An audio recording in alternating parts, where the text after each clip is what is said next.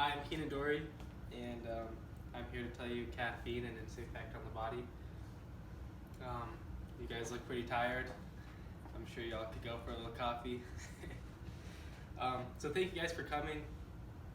I know that you guys are all college students, and I know that all of you at some point feel like you're really drowsy and tired, and you're like, oh, I need a coffee for a little boost.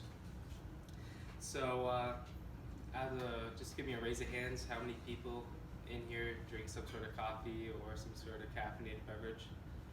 So almost all of you, yeah. So I'm here to tell you why you feel so much more energized after you have that cup of coffee or that soda or whatever else it is.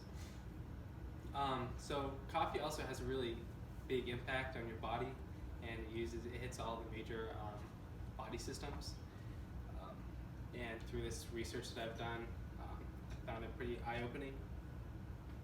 So as you guys know, caffeine, it's a substance that's found in many plants. Actually, according to the FDA, there's over 60 plants that caffeine can be located and traced to. You know that caffeine is used pretty much on a day-to-day basis with a lot of Americans. And with these different ways of digesting this caffeine, we notice that a lot of different body organs are affected by caffeine, not only when it's first stimulated, but also later on if you become dependent on this substance. You'll end up having sort of symptoms of the lack of caffeine in your system, which is what we call withdrawals. So let's start off by talking about caffeine and what it really is. So caffeine can be found, like I said, in over 60 different plants, according to the FDA. And also according to the FDA, there's 80% of Americans digest some sort of caffeine on a day-to-day basis, whether that's in coffee, Coca-Cola, some sort of thing like that. They even have caffeine pills that are used frequently. Bert Bredbener said that in our daily diets we find caffeine in coffee, chocolate, tea, energy drinks, and soft drinks. So we all know that most of us have those on a day-to-day basis. So let's look at what effects caffeine really has on our different systems. So caffeine can affect our central nervous system, respiratory system, circulatory system, our urinary system, digestive, and even our reproductive system, and also our skeletal system.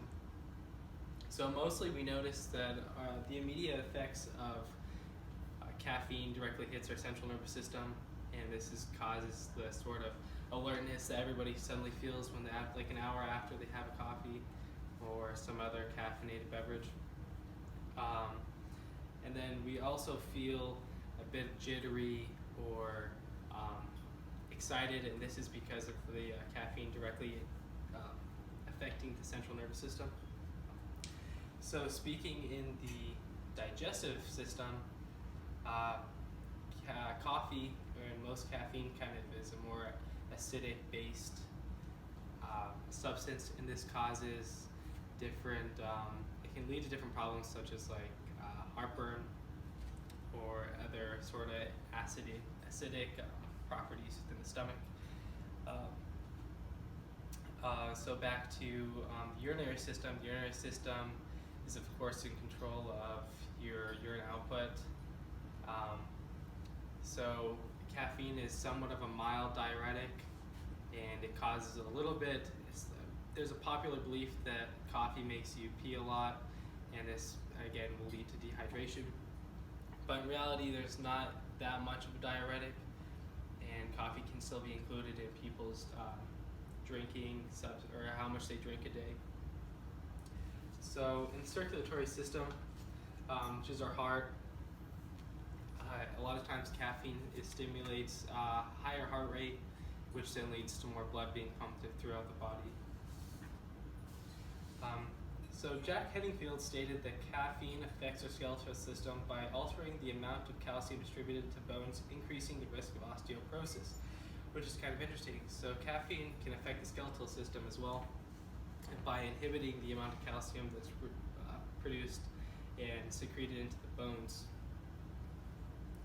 And so now you guys are probably thinking, Do I drink too much caffeine? Do I drink too much coffee? Is 3 to 5 cups too much? So it all depends, and usually it's not that bad for you at all. The only time that we can experience more symptoms are if you become way too dependent on it. Dependencies occur when you drink coffee or some other caffeinated beverages for a long extended period of time. So this can also vary from person to person, and if you experience any symptoms such as nausea, irritability, fatigue, headaches, and even diarrhea, this could be a problem because you have just not had your caffeine for the day or something like that. Your body has become dependent on this. And a quick fix is just to have more caffeine, because caffeine does affect all those different body parts. So we know that caffeine is used in almost in 80% of Americans' day-to-day life, and we all have this through our diets throughout the day, and it affects most of our body's systems, and there's a lot of pros and cons to caffeine. And I hope this speech woke you up, and thank you.